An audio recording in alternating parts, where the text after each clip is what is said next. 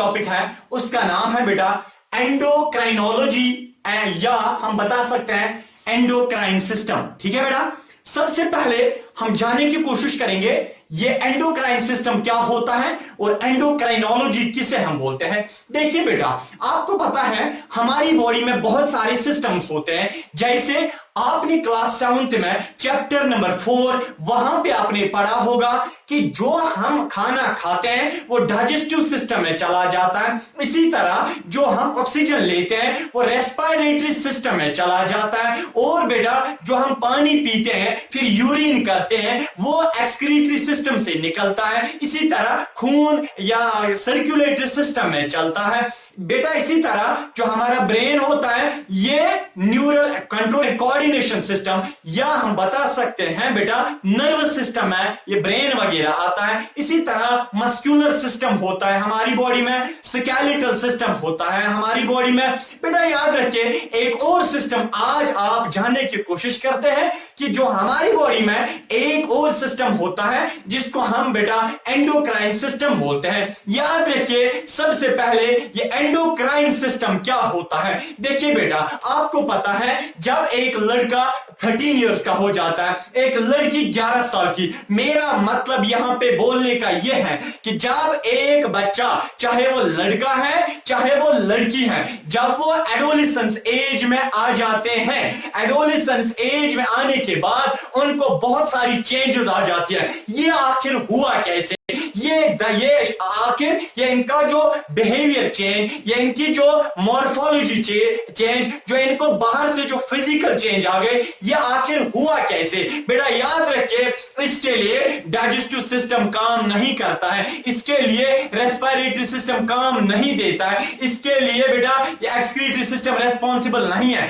इसके लिए जो चेंजेस हमें एडोलेसेंस में आ जाती हैं उन चेंजेस के लिए रेस्पॉन्सिबल है एंडोक्राइन सिस्टम। जो टॉपिक पुकार रहा है, जो टॉपिक बोल रहा है एंडोक्राइन सिस्टम, एक ऐसा हमारी बॉडी में सिस्टम होता है जहां से हार्मोन्स निकलते हैं। सबसे पहले इस एंडोक्राइन सिस्टम के बारे में हम पढ़ने की कोशिश करेंगे। देखिए बेटा हमें तो पता है एंडोक्राइन सिस्टम हमारा टॉपिक है, बट हम पहले इसको जानने की कोशिश करेंगे होता क्या है ये। देखिए बेटा इसको समझना इससे पहले हमें इस टर्म का पता होना लाजमी और जरूरी है कि ग्लैंड क्या होता है। देखिए बेटा ग्लैंड हम किसे बोलते हैं, ग्लैंड का मतलब होता है ऐसा कोई भी ऑर्गन हमारी बॉडी में जिसके अंदर खुद ही कुछ सब्सटेंस बनता है और वो सब्सटेंस फिर बाहर निकलता है। मेरा मतलब है फॉर एग्जाम्पल बेटा इधर देखिए, अगर हमारे स्टोमक में खाना होता है फिर वो बाहर निकलता है, ड्यू इंटेस्टाइन में जाता है, इसका मतलब वो ग्लैंड नहीं है क्योंकि उसके अंदर खुद खाना नहीं बनता है। मैं आपको एक बेस्ट एग्जांपल देता हूं। देखिए बेटा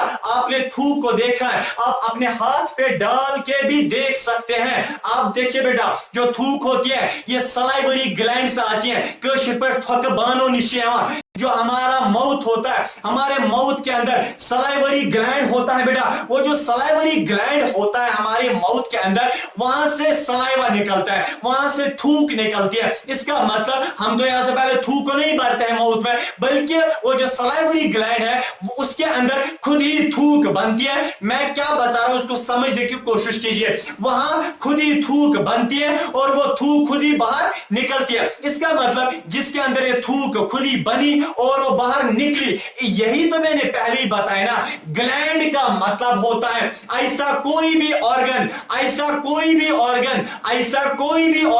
जिस ऑर्गन के अंदर खुद ही यानी कि ऑटो खुद ही कुछ बनता है और वो उस ग्लैंड से, उस ऑर्गन से फिर खुद ही अगर वो सब्सटेंस बाहर भी निकलता है जो बना होता है, तो जिसके अंदर बना ना, जिसके अंदर ये सब्सटेंस क्रिएट हुआ ना, ये सिंथेसाइज हुआ ना, इसकी मैन्युफैक्चरिंग हुई ना बेटा, जिसके अंदर मैन्युफैक्चरिंग हुई उसको हम बोलते हैं ग्लैंड। ठीक है ना बेटा। अब देखिए एक और मैं एग्जांपल आपको देता हूं। देखिए बेटा आपको पता है मैंने आपको इससे पहले वाले वीडियो लेक्चर में बताया कि हमारी जो स्किन होती है, हमारी स्किन के नीचे से स्वेट ग्लैंड होता है जहां से पसीना निकलता है। हमारी स्किन के नीचे से सुबेशियस ग्लैंड होता है जहां से ऑयल निकलता है या जहां से सीबम निकलता है। ठीक है बेटा, इधर देखिए, मैं जो स्किन के नीचे से स्वेट ग्लैंड, पसीने का यानी कि जो पसीना निकलता है वो एक ग्लैंड से निकलता है। क्या आपने जिंदगी में कभी पसीना लाया है फिर इस स्किन के अंदर भर दिया है? नहीं, कभी नहीं किया है, बल्कि वहां हमारी स्किन के अंदर कुछ ग्लैंड्स होते हैं, कुछ ऐसे छोटे छोटे ऑर्गन्स होते हैं जिन ऑर्गन्स के अंदर खुद ही क्या बनता है, खुद ही वहां पे उन ऑर्गन्स के अंदर खुद ही वहां पे पसीना बनता है और वो पसीना फिर खुद ही बाहर निकलता है। तो बेटा जिसके अंदर ये बनाना, जिसके अंदर ये पसीना बनाना और वहां से बाहर भी निकलाना, किसके अंदर बना? जिस ऑर्गन के अंदर बना उस ऑर्गन को हम ग्लैंड बोलेंगे। ठीक है बेटा, चलिए नेक्स्ट एग्जांपल मैं आपको देता हूं। देखिए हमारी टेस्टिस जो है बेटा, हमारी टेस्टिस जो बॉयज में टेस्टिस होती है, जो गर्ल्स में ओवरीज होती है, वहां से एक हार्मोन, वहां से हार्मोन निकलता है। इसका मतलब हमने तो कभी यहां से हार्मोन नहीं डाला बल्कि वहां से खुद ही निकलता है। इसका मतलब वो क्या है? वो ग्लैंड है। चलिए बेटा अलग एक और मैं आपको एग्जांपल देता हूं। देखिए आपने सुना है कि जो हमारा जो स्टोमक होता है वहां से बेटा, स्टोमक से HCl निकलता है, हाइड्रोक्लोरिक एसिड। ये तो बहुत सिंपल सी एग्जांपल मैंने ली, स्टोमक से हाइड्रोक्लोरिक एसिड निकला। ये मैं स्टोमक बना रहा हूं बेटा, इधर के ये जो स्टोमक है यहां से हाइड्रोक्लोरिक एसिड निकला और वो हाइड्रोक्लोरिक एसिड कहां बना? स्टोमक के अंदर बना, फिर बाहर निकला, मींस के स्टोमक के अंदर ही यानी कि रहा। ठीक है, इसका मतलब जिसके अंदर ये हाइड्रोक्लोरिक एसिड बना, जिसके अंदर ये बना फिर बाहर निकला, कहां से बना? यहां से। ठीक है, तो इसको हम बोलते हैं ग्लैंड। जिसके अंदर कोई सबस्टेंस खुद ही बनता है फिर वहां से बाहर निकलता है उसको हम ग्लैंड बोलते हैं। ठीक है बेटा, चलिए मैं आपको एक और एग्जांपल बेटा देता हूं। आपने सुना होगा पेनक्रियास, सुना होगा पेनक्रियास जो होता है स्टोमक के नीचे ऐसे वो लीफ लाइक स्ट्रक्चर होता है, उसके अंदर बेटा इंसुलिन हार्मोन, जो डायबिटिक पेशेंट शुगर पेशेंट्स को हम देते हैं, इंसुलिन हार्मोन यहां पे बनता है, अंदर खुद ही बनता है फिर बाहर निकलता है। इसका मतलब ये भी ग्लैंड है। इसका मतलब है ग्लैंड हम उस वाले ऑर्गन को बोलेंगे जिसके अंदर खुद ही कोई सब्सटेंस बनता है और फिर वो सब्सटेंस बाहर निकलता है। ठीक है बेटा, जिसके अंदर बनता है उसको हम ग्लैंड बोलेंगे। ठीक है, अब इसी तरह बेटा हमारे पास तीन किस्म के ग्लैंड्स होते हैं। कितने किस्म के? 3 किस्म के ग्लैंड। एक किस्म के ग्लैंड, तो इसका मतलब जो ग्लैंड्स होते हैं बेटा वो 3 किस्म के हमारी बॉडी में होते हैं। याद रखिए 3 किस्म के। अगर हमें एंडोक्राइनोलॉजी या एंडोक्राइन सिस्टम को समझना है, उसको समझने के लिए हमें ग्लैंड को समझना है, इसके टाइप्स को जरूरी समझना है, उसके बाद हमें एंडोक्राइन सिस्टम समझ आएगा। ग्लैंड तो आपको समझ आया बेटा, इधर देखिए ग्लैंड क्या 3 टाइप्स है। ठीक है, कितने टाइप्स है? 3 टाइप्स है बेटा। इसके पहला जो टाइप है उसको बेटा हम बोलते हैं एक्सोक्राइन ग्लैंड, एक्सोक्राइन ग्लैंड। ठीक है, एक्सोक्राइन ग्लैंड। इधर देखिए दूसरे को हम बोलते हैं एंडोक्राइन ग्लैंड। तीसरे को हम बेटा बोलते हैं heterocrine gland, HETEROCRINE, heterocrine gland. देखिए बेटा exocrine gland, endocrine gland, heterocrine gland. ठीक है, तो ग्लैंड इसका मतलब ये वो ऑर्गन होता है जिसके अंदर खुद ही कोई सब्सटेंस बनता है, वो सब्सटेंस फिर बाहर निकलता है, बनता है, जिसके अंदर खुद ही कोई सब्सटेंस बनता है फिर वहां से बाहर निकलता है, उसको हम क्या बोलते हैं? ग्लैंड। ये है मेरे पास एक कोई ऑर्गन फॉर एग्जाम्पल, इसके अंदर अगर कोई चीज बनती है खुद ही फिर वहां से बाहर निकलता है, इसको हम ग्लैंड बोलेंगे। ठीक है, चलिए इधर रखें। और जो इससे बाहर निकला, जो सब्सटेंस इससे बाहर निकला उसको हम बोलते हैं सिक्रीशन। क्या बोलते हैं? Secretion, SECRETION, secretion. सिक्रीशन का मतलब होता है ग्लैंड से जो बाहर सब्सटेंस कोई निकलता है। ठीक है, जैसे सलाइवरी ग्लैंड होता है, वो जहां से थूक निकलते हैं उसको सलाइवरी ग्लैंड, और निकलता क्या वहां से? थूक निकलता है, तो थूक क्या है? वो सिक्रीशन है। ठीक है, चलिए देखिए बेटा एक्सोक्राइन ग्लैंड, एंडोक्राइन ग्लैंड और हेटेरोक्राइन ग्लैंड 3 किस्म के ग्लैंड्स होते हैं।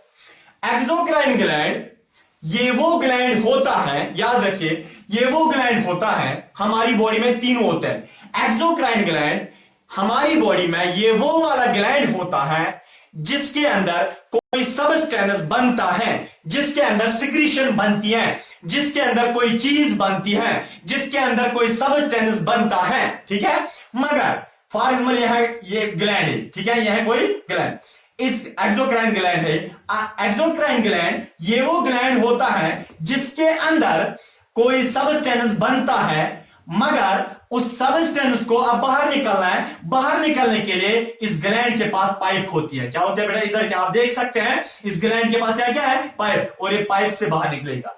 अब देखिए बेटा, तो पाइप को हम साइंस में बोलते हैं डक्ट, DUCT, डक्ट। ठीक है, आप देखिए, तो एक्सोक्राइन ग्लैंड ये वो ग्लैंड होता है जिस ग्लैंड के अंदर कोई सबस्टेंस बनता है, कोई भी सबस्टेंस बनता है। जब इसके अंदर कोई सबस्टेंस बना और वह सबस्टेंस बाहर निकलता है, एक पाइप से बाहर निकलता है, एक पाइप से बाहर निकलता है। जो पाइप किसकी होती है, जो पाइप ग्लैंड की होती है, अपनी पाइप, और उसी से बाहर निकलता है। फिर आगे कहां जाता है हमें उसके साथ गरज नहीं है। बहरहाल एक्सोक्राइन ग्लैंड ये वो ग्लैंड होता है जिस ग्लैंड के अंदर कोई सबस्टेंस बनता है और वो सबस्टेंस फिर बाहर निकलता है एक पाइप से, जो पाइप एक्सोक्राइन ग्लैंड को अपनी होती है। फिर ऐसे ग्लैंड को हम बोलते हैं क्या, एक्सोक्राइन ग्लैंड। क्योंकि एक्सोक्राइन ग्लैंड हम इसलिए बोलते हैं, इससे क्या होती है, पाइप होती है। क्या होती है बेटा, पाइप होती है। समझ आया?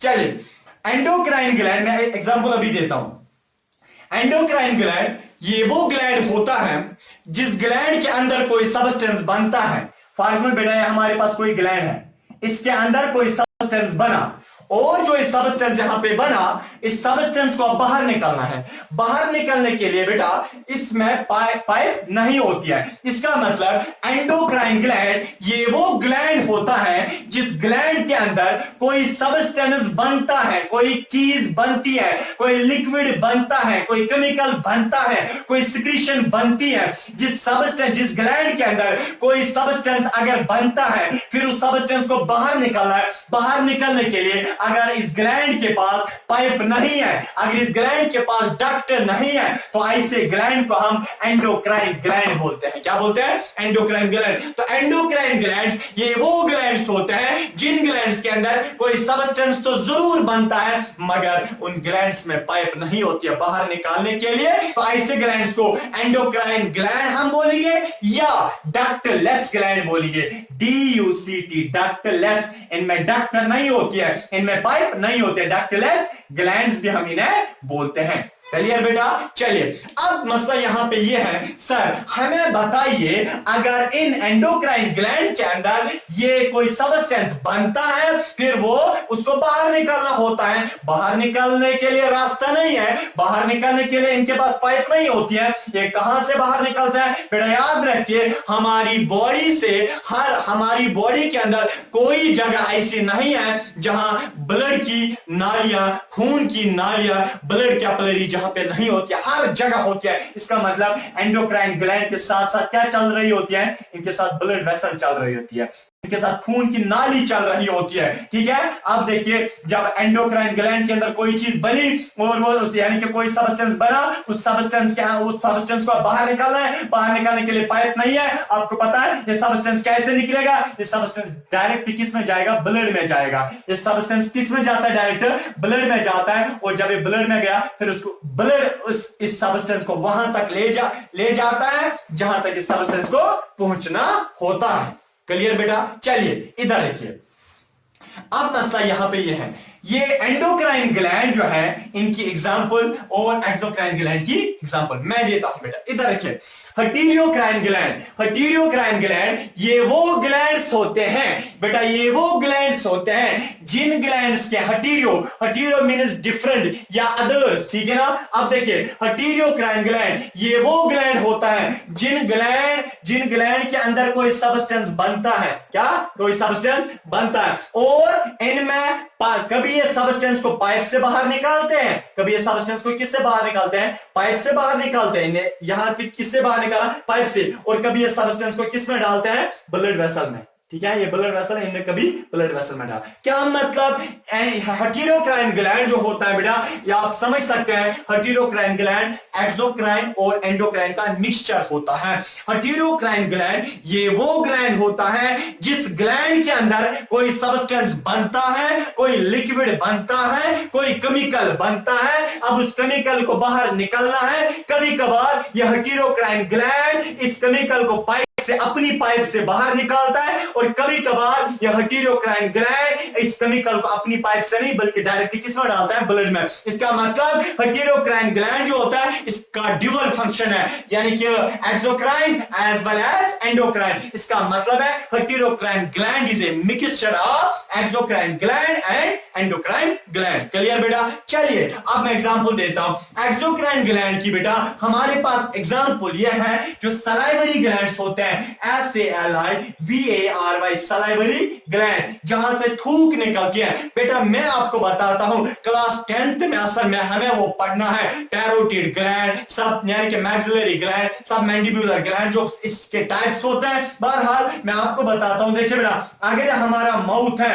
हमारे माउथ में ये सलाइवरी ग्लैंड है। देखिए सलाइवरी ग्लैंड के अंदर क्या बना, थूक बनी, ठीक है। अब इस थूक को बाहर मुंह में यानी कि माउथ तक पहुंचना है। आपको पता है इस सलाइवरी ग्लैंड के पास पाइप होती है, क्या होती है बेटा, पाइप, अपनी पाइप होती है, उस थूक को अपनी पाइप से लाता है। जरा मुझे बताइए ये ग्लैंड है ना, इसने थूक बनाई ना, मगर इसने सब्सटेंस बनाया ना, जरा आप मुझे बताओ वो सब्सटेंस कैसे बाहर निकला, अपनी पाइप से बाहर निकला। इसका मतलब जिसको अपनी पाइप होती है और फिर वहीं से सब्सटेंस पास होता है उसको हम क्या बोलते हैं, एक्सोक्राइन ग्लैंड। ठीक है बेटा, तो सलाइवरी ग्लैंड क्या है, ये एक्सोक्राइन ग्लैंड है। चलिए देखिए एंडोक्राइन ग्लैंड कौन सा होता है। एंडोक्राइन ग्लैंड हमारी बॉडी में बहुत सारे होते हैं। मैं एग्जांपल कुछ बताता हूं मगर अभी यहां पे समझ नहीं आएगा जब तक मैं उनको एक्सप्लेन करता हूं। देखिए बेटा पिट्यूटरी ग्लैंड होता है, हाइपोथैलेमस ग्लैंड होता है, ये पैरोटिड ग्लैंड होता है, इसी तरह बेटा पेनक्रियास होता है, एड्रिनल ग्लैंड होता है, थाइमस ग्लैंड होता है,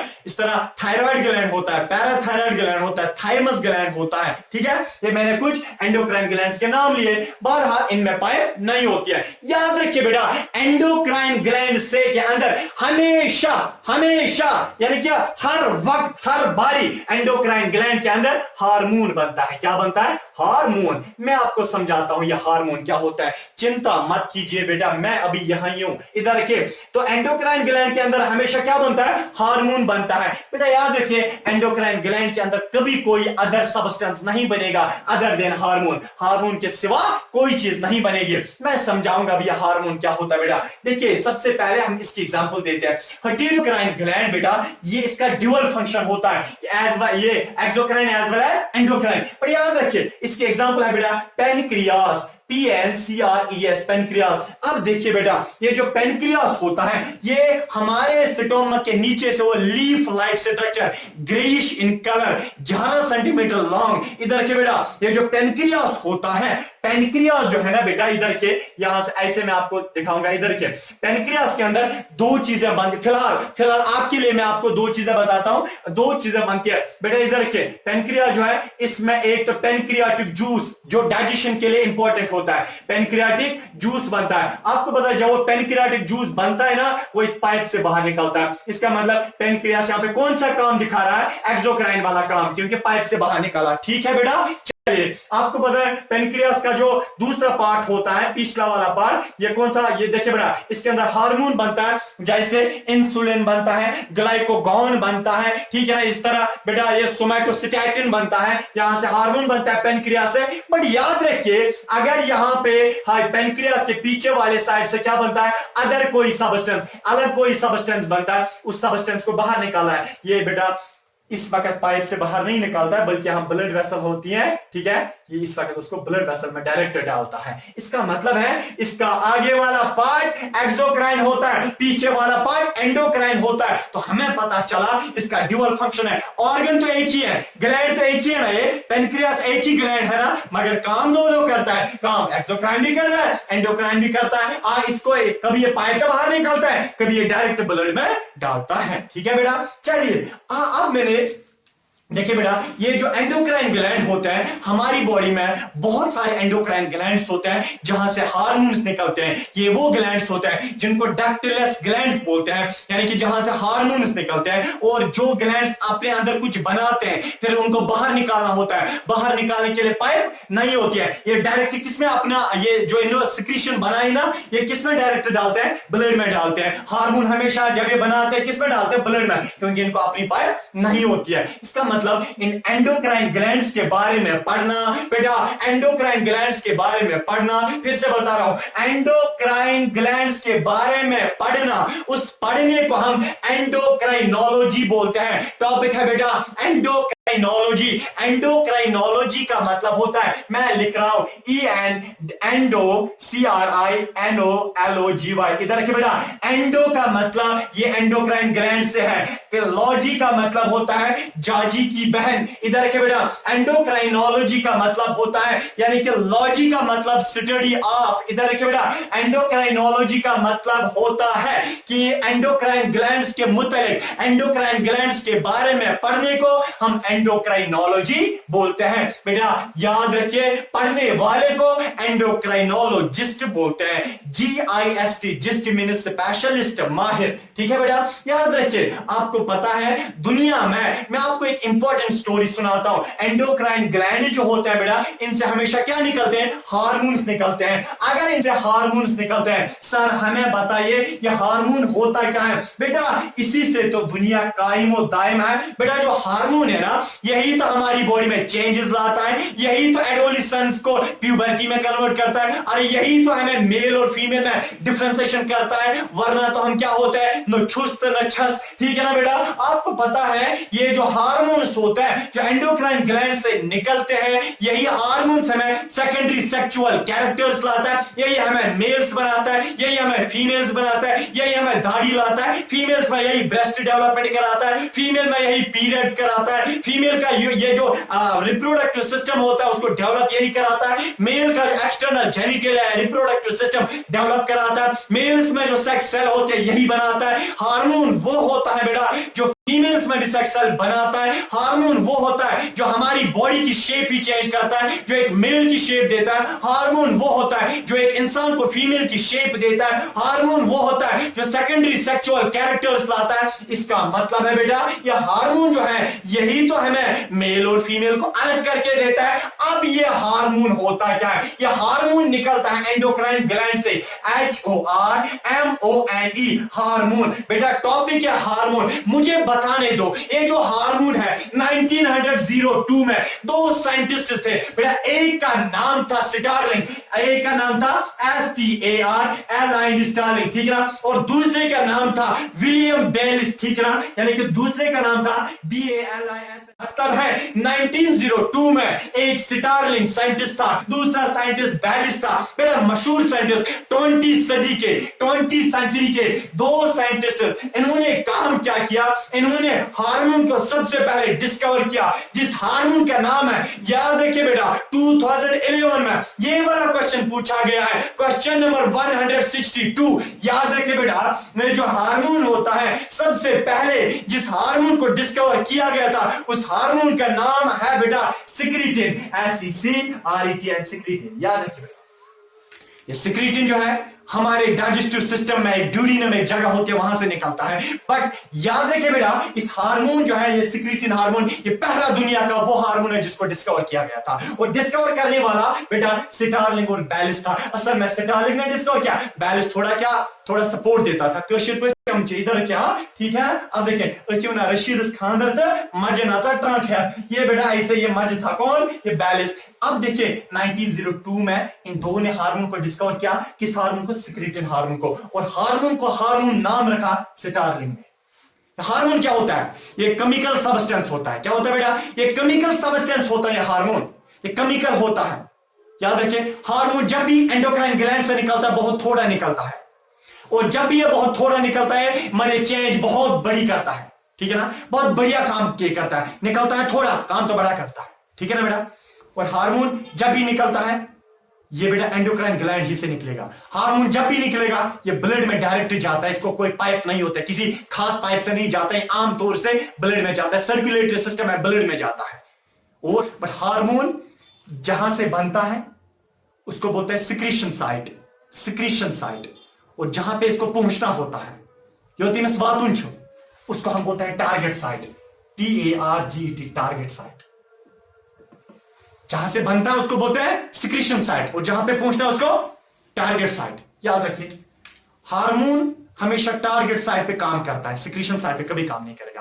ये सिक्रीशन साइड पे इनएक्टिव होता है, हमेशा टारगेट साइड पे काम करता है। बेटा याद रखिए, इसका एक स्पेसिफिक फंक्शन होता है। हर अलग अलग हार्मोन का एक स्पेसिफिक फंक्शन होता है। कुछ हार्मोन्स हमारी बॉडी का टेम्परेचर मेंटेन करते हैं, कुछ हार्मोन्स हमारी दाढ़ी लाते हैं, कुछ हार्मोन्स फीमेल में ब्रेस्ट डेवलपमेंट करते हैं, कुछ हार्मोन्स फीमेल्स में बच्चा क्या मेंटेन रखते हैं अंदर। इसका मतलब है हार्मोन जो होते हैं यही तो हमारी जिंदगी में सारा काम करते हैं। इसी के साथ बेटा चौथा जो ये तीसरा टॉपिक था, चौथे का हम आगे देखते हैं।